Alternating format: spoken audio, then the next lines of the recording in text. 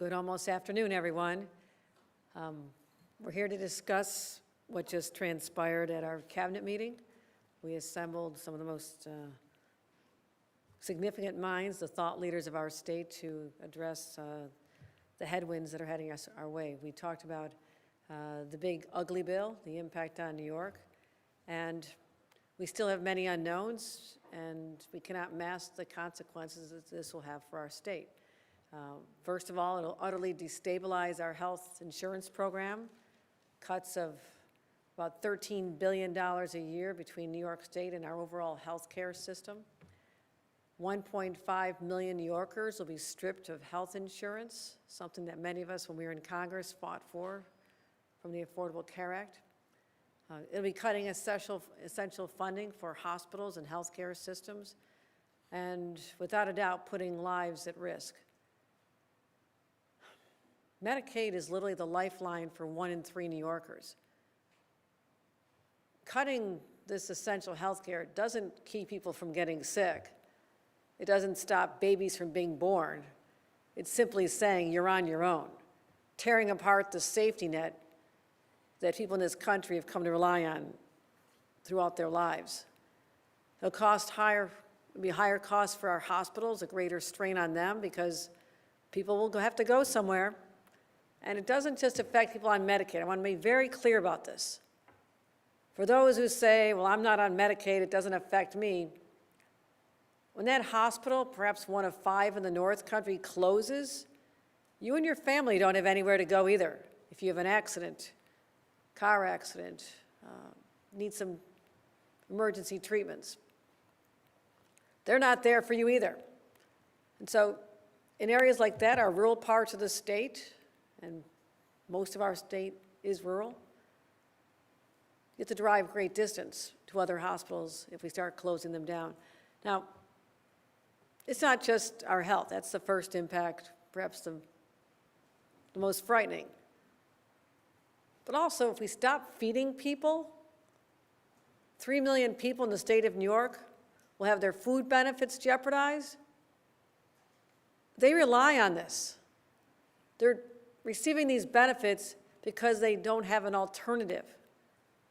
And it totally ignores the fact that so many people are already struggling, tone deaf to what is happening among their own constituents, the people who voted for this, these 7 New York Republicans who voted against their districts. Now, this is going to have economic harm, and the SNAP benefits alone. Think about our agricultural community, the farmers. My God, the most resilient people on earth have to be our farmers, dealing with the winds and climate change and pests and tariffs. And now an outlet for them to be able to sell their products to. I was up in Saranac Lake at a farmer's market. The farmer there brought his crops in. I said, is this a big deal for you? He says, look at how many stamps I collected. This is critically important for him. He worries about the people who won't get the fresh produce, but he also knows this is going to hurt an important outlet for him. So the human toll of this is beyond unconscionable. It's an intentional infliction of pain on the people of this great state in our country. It's taking a wrecking ball to the lives of the most vulnerable. For what purpose? Why is this happening? To fund tax breaks for the most privileged, the wealthiest, millionaires and billionaires who, last I checked, are doing just fine. They're not worried about a meal on their table, or whether there's health care for their children. What's really cynical about what they just did, they postponed some of the pain till later, hoping that New Yorkers will have amnesia when it comes election time next year and forget what they've unleashed on their own districts. I won't let them forget. They will not get away with this. New Yorkers will know who voted callously to disregard the needs of their district, their constituents, and there are consequences. Now, the challenge that lies before us, and again, I want to acknowledge my team that's here. We're looking at a $750 million hit in the fourth quarter of this year, January till March, and a staggering $3 billion next year. That's why I've directed my agencies to identify creative strategies that will limit long-term damage to vital programs. But also, during our budget process, we had some instinct that this would happen, something would happen. That's why we stopped $400 billion in spending that was anticipated back during our budgeting process. That's why our one-time $3 billion inflation rebate is now a $2 billion inflation rebate, cutting a program that I believe in, but also trying to be cognizant of the fact that we may need that money for future challenges. Again, not knowing the details. And truthfully, we don't have the full picture of what's going to happen because this is just reconciliation, which doesn't mean a lot to people. All they know this is going to be painful. But the budget that could even wreak more havoc on us comes out this fall. So the clear scenario that shows us exactly what is happening is not there entirely. But we're prepared. As I said, we talked about this spring after the Trump election, and he started telegraphing what his intentions were. So we've been ready. We're prepared. And I want people to know this. They have a state government filled with incredibly competent people who will get us through this. Unlike Republicans in Washington, we actually care about families. We worry about them. We stress about them. And we actually have something called compassion for those whom life has been hard. And I'll continue to make every New Yorker my top priority as we go through these storms. I asked a number of my members of my cabinet to join us here today. We have Secretary to the Governor, Karen Keogh, Catherine Garcia, the Director of State Operations, Brian Mahana, our Counsel to the Governor, Blake Washington, our Budget Director. But I also invited some people from the agencies. So if you have questions about some of the impact on specific agencies, you can hear from Willow Bear, the Commissioner of the Office of People with Developmental Disabilities, Richard Ball, the Commissioner of Agriculture and Markets, Jackie Bray, the Commissioner of Homeland Security and Emergency Services, Barbara Gwynn, the Commissioner of the Office of Temporary and Disability Assistance, Hope Knight, President of Empire State Development, Dr. James McDonald, the Commissioner of the Department of Health, and Ruth Ann Visnaskis, the Director of Community Homes and Community Renewal. They're here because they're the ones that are going to have to help us navigate these uncharted waters, these unnecessarily rough waters. But we're ready for this. We know how to do this. We've been through battles before. We've had challenges. I was governor just about 2.5 months when Omicron hit. Then we had inflation. Then we had supply chain challenges. Then we had the migration wave of 220-some thousand people arriving in our state. So we're battle tested. We're ready to lead. We have been leading. But I want you to have an opportunity to ask questions directly from the people that will be joining me in our efforts to just manage this crisis inflicted upon all of us from the President and the Republicans in the state of New York who did not have the political courage to cast a vote against something that they knew would be devastating for their own districts. Well, first, I heard that you have a new granddaughter, Yes, thank Governor. you. Congratulations. Thank you very much. Thank you. Very exciting. So my understanding, obviously, there's a lot in this big, beautiful bill, and you've outlined a number of the points. But my understanding is that sort of the biggest hit New York State is going to take is from its practice of providing health care for undocumented people. I'm curious, just from a purely fiscal perspective, whether or not you are considering any sort of legislative action to change the state's policy. Is that to kind of capitulate to the Trump administration and stop covering those healthcare services? Is that something that's on the table? We're having discussions now internally, but also with the leaders. We'll be engaging the leaders of the legislature during this time when we have an opportunity to really assess the impacts. Program like that, I think, is about $3 billion. Is there anything to add to that, Blake?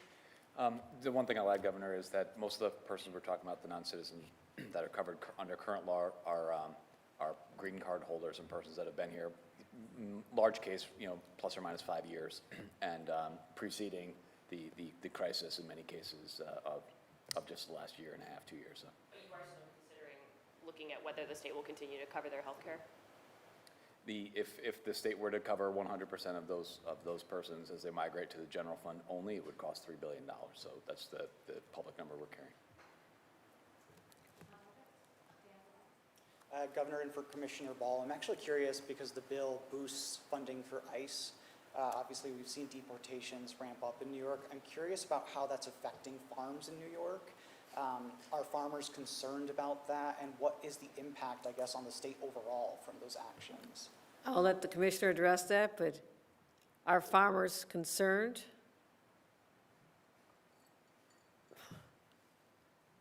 They're just so shocked that someone they probably voted for has turned on them in this way.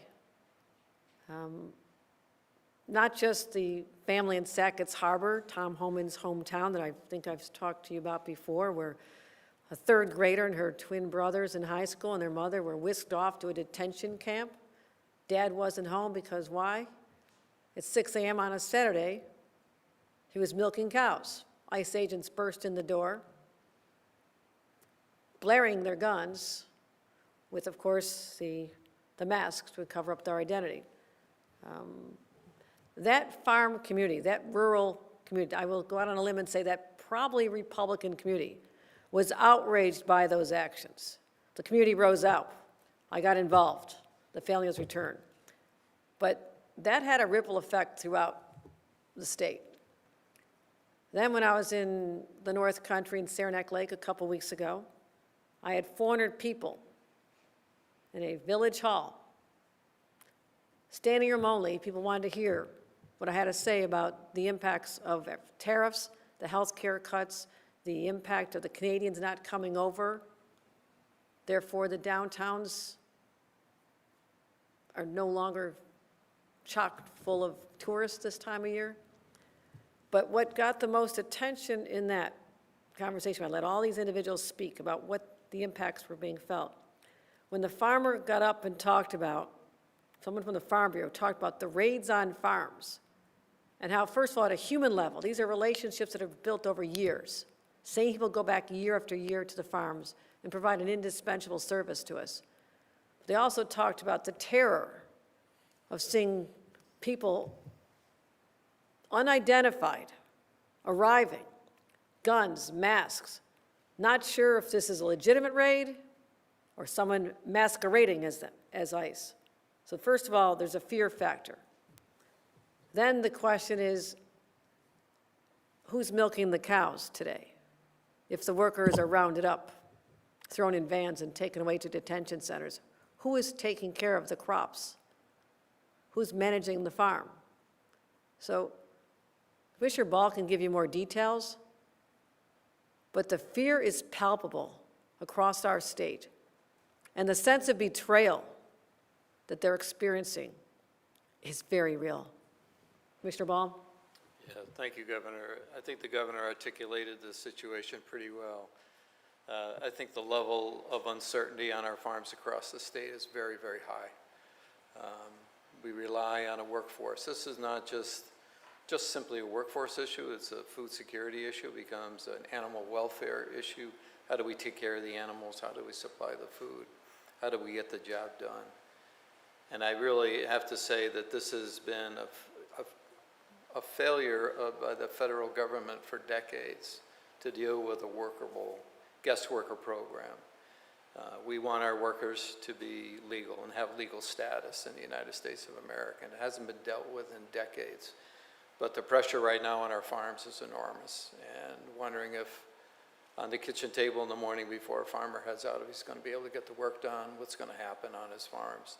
That uncertainty in the workforce, that uncertainty on the farm is very, very difficult, very palpable. For the workers, many workers are disappearing. They're not showing up to work, And they're afraid to go to Walmart on Saturday, they're afraid to go to church on Sunday because they'll be targeted because of their ethnicity. So it's a huge factor. Governor, for you and also for Commissioner McDonald. On the subject of North Country hospitals, obviously many of them treat a lot of Medicare and Medicaid covered individuals. These cuts are predicted to have outsized impact on those hospitals. Is there anything the state is able to do to buoy a hospital that is in danger of failing? And are you considering any specific interventions at this time? No, we have to look at the whole picture. Again, I would encourage all of you to ask the members of Congress who represent those areas what they plan to do about it. What are they telling the hospital administrators who came to my forum and are in a panic? What are you telling the healthcare workers who will lose their jobs? An estimated 67,000 healthcare workers will lose their jobs. So I would first ask the question, before you ask me, ask them how they plan to deal with this. That is a fair and legitimate question that I'm not hearing enough of. But as far as how we're managing this, it's going to be talking about all these areas that are going to need funding that used to come from the federal government.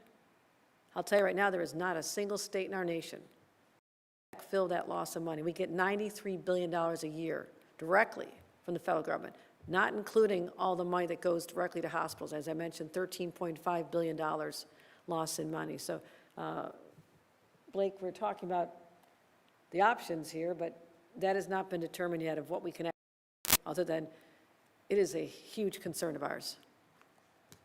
Anything else? Yeah, thank you, Governor. So a couple points. I think, yeah, I'm worried about hospitals in North Country. I'm worried about all the hospitals, though. So there's a couple things that we can do and really things we should do. One of the things we've been trying to do in New York is help hospitals and nursing homes lower healthcare costs. Part of that's by looking at scope of practice of healthcare providers in New York State. You know, we proposed this in the budget this year. It didn't happen, but medication aids in nursing homes, 38 states do this. New York hasn't done this yet. We need the legislature to help us with that. Another example of where we could use some help, there's a nursing shortage. Now, we have over $700 million that New York is investing between now and March 31st of 2027. We have 3 workforce innovation organizations. We are doing a lot to get more people interested in healthcare. But we have to look at some of the basic things. If every other state figured out a solution, why haven't we? And one of the things where we have an answer is like, a medical assistant can give a vaccine in 49 other states, in the military, in the VA, in the Indian Health Service, everywhere else. This is something where we have nurses simply working just to give a vaccine. We can't keep doing these things. We have to catch up with other states in these spaces. So one of the things we need to focus on is how do we listen to what hospitals are asking us to do, what nursing homes are asking us to do, and I just need the legislature to partner with us on some of these things. And one of the things I want to share with all of you too is I actually read the entire 870-page bill. And some of you haven't because there's stories to be told there, my friends. But there's a lot of nooks and crannies in there. Go look around page 630 where you talk about Medicaid. One of the little nooks and crannies in there that's just sort of fascinating to me is they expect states to charge people at the federal poverty line to 138% a copay up to $35. Now, I don't expect people to know the federal poverty limit off the top of your head, but that's a little over $15,000 for an individual for 100% federal poverty and around $22,000 for 138%. I don't know if you guys know this, but most people making between $15,000 to $22,000 a year can't afford $1 to pay for a healthcare service, let alone up to $35. There's a lot of things in this law that I think people need to look at and wonder, what were people thinking? It's not about making anyone healthy again, though, my friends. Can I just reinforce what you said about the scope of practice? This is an enormous source of frustration for me, that we can't get the legislature and the Department of Education to sign on to what other states are doing, which is to allow highly trained individuals to take on one more activity instead of us having to hire 2 people to do that activity, the person for the primary nursing and then someone to administer other vaccinations. So I'm just fed up with the absurdity of some of these policies, to be honest with you. There's no reason why we should not be leaning hard into finding all the ways that we can support health care. And as he raised that again, I could hear the frustration in his voice, and my blood pressure went up a little bit because this is something that should have happened a long time ago, and we're going to take it on once again. We just need more cooperation. Governor, on the work requirements for Medicaid, what have you been doing so far to prepare for this, for these changes? And I know in other states, putting a program together like this in such a short amount of time has created difficulties. So, how is New York gonna, proceed with this? I know it's a short requirement that you have. No, certainly, and we spoke about this at our cabinet meeting this morning, and Catherine Garcia, our head of state operations, identified how challenging this is, but also explained that we'll get it done. Catherine? Absolutely. We've been looking at this for a while in terms of how are we going to build the Tiger team to drive this over the line. It's in some ways a big IT challenge, but right this second, we don't have the full rules of the road of what is work requirements or volunteer or education 80 hours a month. What is going to be acceptable to the federal government when we do the submissions to be able to move forward. But we know that it's going to happen in SNAP, we know that it's going to happen in Medicaid, that we have a system and a program that can work across all of those. And what will you do to ensure that this doesn't lead to people being just dropped from the program? Because I know in a lot of places where this is put in, the intention is to shrink the Medicaid program. Well, there wouldn't be savings attached to it if they didn't assume that people would drop out. We are going to do in a ton of outreach and try and make that happen. But let's be clear. We do anticipate that folks will struggle to continuously recertify every 6 months and have all of the documentation that they're going to need to have to meet this requirement. That's what we have seen historically, and this is what the federal government very intentionally is doing. But we will work through our nonprofits, work through our local government organizations to assist and ensure that people are able to transition to regular Medicaid. But we know that it's tough, and the recertification clock is very hard for people. Governor, I believe you mentioned directing commissioners to identify areas within their own agencies that they can find deficiencies. What do some of those look like potentially, and are personnel cuts on the table? These are issues I'll be speaking to the leaders about as well, about what number we need to hit and how we want to hit it. So I'm not going to talk about cuts at this time. I'm going to tell you that those conversations are very robust. But each department head knows where they can go. I mean, for example, the MTA, we told them to find, was it, Catherine, $3 billion? Well, $300 million to fund the $3 billion. Yeah, $300 million. We directed them to find $300 million. They will find $300 million. So I will leave it to the agency heads, unless Catherine or Blake, you want to add anything to how that unfolds. But, definitely using more technology in areas where we have some restrictions on how that can be done, but we want to use technology more efficient. And Blake, I know you've given some thought to this as well. Yes, Governor. I think the real thing is getting some organic proposals from the agencies, helping them working through division budget and ops team to inform the process.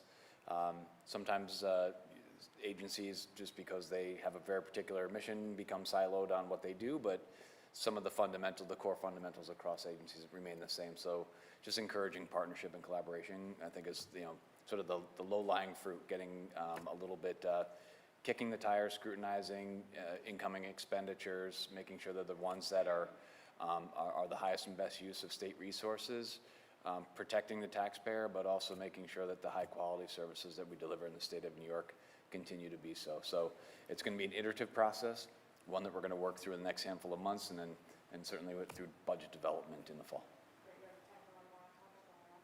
Yeah, Governor, you made a reference to not letting them get away with it.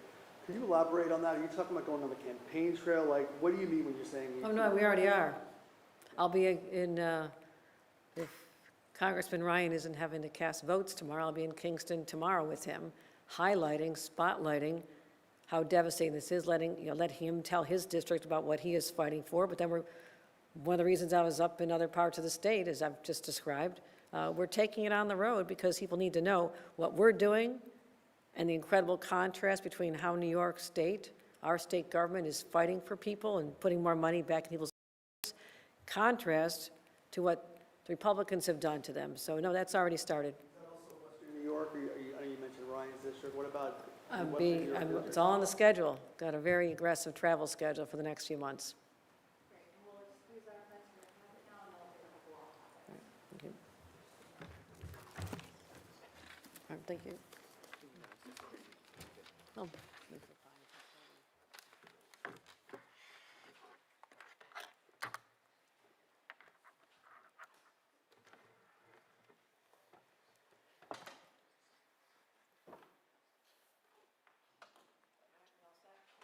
All right, let's.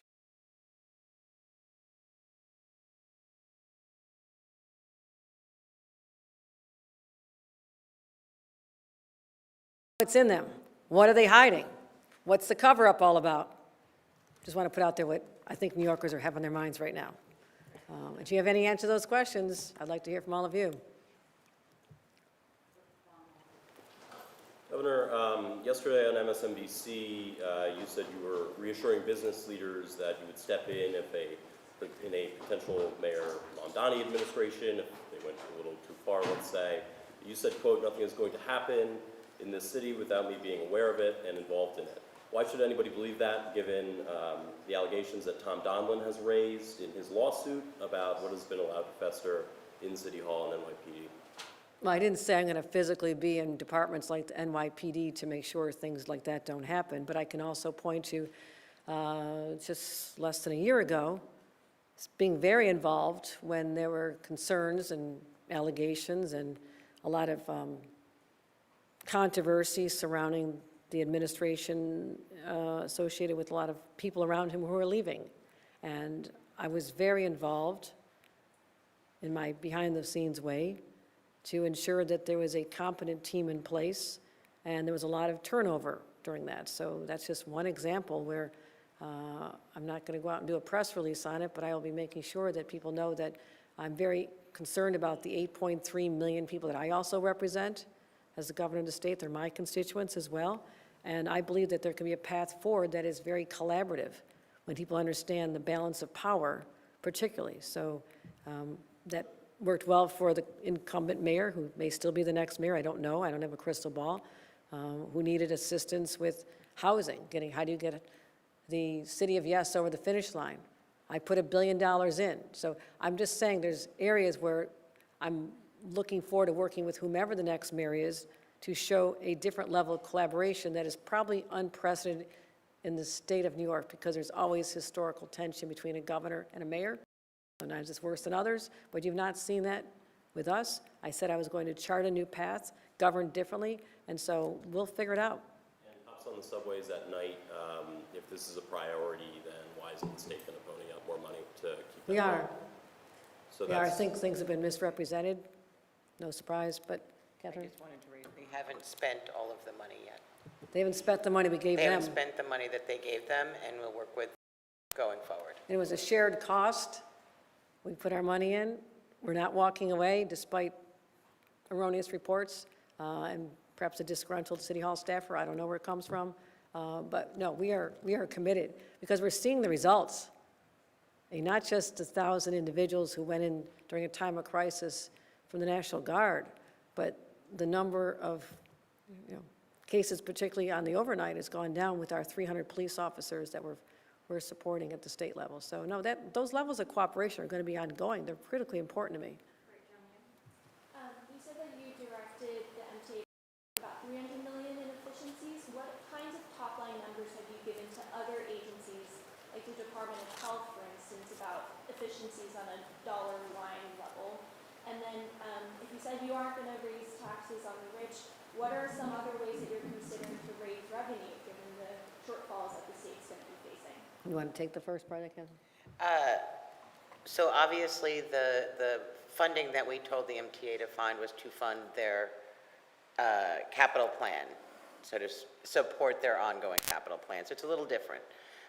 We are not asking agencies for specific numbers. It's not how this governor works. She is about what is the most efficient way to deliver services to people and to families in the state of New York. And they have ideas all the time about how to become more efficient to do what we need to get done. And some things actually will end up costing additional funds. We cannot build a computer system to take in the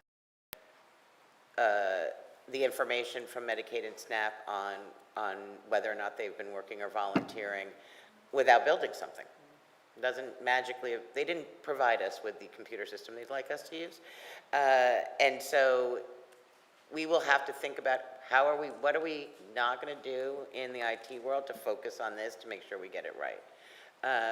But we're about figuring out what's most effective, what's customer, where we really are focusing on the New Yorker as the customer for our services. And then the part on raising revenues, have you considered different ways of how the state might approach that? I'm in conversations with our budget department, also the legislative leaders, about how to address, we have the $750 million shortfall now, but as you know, that has to be made up not till March, right? And the $3 billion shortfall will occur, I believe, starting in April. So for those who think that the answer should have been devised and implemented back in the spring when we did not have any clarity on what the scale is, I would caution them to know that we are managing this, but we also know the timeline that is in front of us, and we'll meet the targets that we have to hit. But this gives us the time to really pressure test a lot more ideas and consider options. That's where we're at right now. Governor, just to pull the thread a little bit on what you mentioned earlier about the Jeffrey Epstein controversy, is this something that you really do think that Democrats should press forward on nationally, especially going into next year?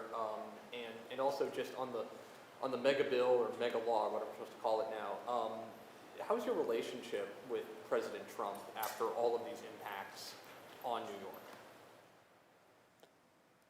I've been very candid with the president about these impacts in my conversations, yes. I pointed out the impact, $13.5 billion in Medicaid cuts. I mean, I've talked about immigration. The relationship is cordial enough to have a conversation, which I think is what I've wanted to maintain, right? To be able to convey the impacts on his home state. Jeffrey Epstein, is this the driving issue into the 2026 elections? No. We have plenty of other material to work with, such as the big ugly bill. I mean, that is what's going to change people's minds about where they may have voted in the past. When they say, I didn't sign up for this. I didn't know my neighbor was going to get rounded up and doesn't make pizza for me anymore. The pizzeria where he's done it for 20 years. I didn't know that my grandparents in the nursing home are going to see cuts, that they're now going to have to live on my couch instead of in a nursing home because there's not funding. So I think there's going to be so many opportunities, and it's sad to say that because I don't want these things to happen to people because I very much care about these impacts. But to the extent that they are intentional infliction of pain on residents of this state, we will be sure to make sure everyone knows about that. Epstein, I think it just simply points out, trust from the people who have been supportive of the president. I think there's a trust gap there, but that's not something I plan to run on. It's something for all of you to speculate on. Governor, there's been legislation introduced recently about banning ICE agents from wearing masks. You did mention that earlier. Just curious what your position is on that. Also, after an uptick of violence here in the city of Albany, especially by some young and younger teenagers, there's been calls to raise the age. Just curious if you also would support doing that. I will look at legislation when it hits my desk, as always. I'm not going to telegraph at this time my position on the masks legislation, but I'll tell you at a personal level, I find it abhorrent. Literally, when I was spending my hour-plus time in the Federal Plaza trying to secure the release of one Brad Lander, I had a lot of conversation with ICE agents, very enlightening conversations with ICE agents, because I had a lot of time to kill. One was interesting to me was that the ICE agents were immigrants themselves. One was from Albania, One was from Nicaragua, came here as a 7-year-old. So I got a lot of interesting information. I also asked the question, why do you have to wear the masks? They're very intimidating. And I was told that this is to protect themselves and their families from doxing and other threatening behavior. And I pointed out that I also have, thousands of state police officers. We have tens of thousands of local police officers.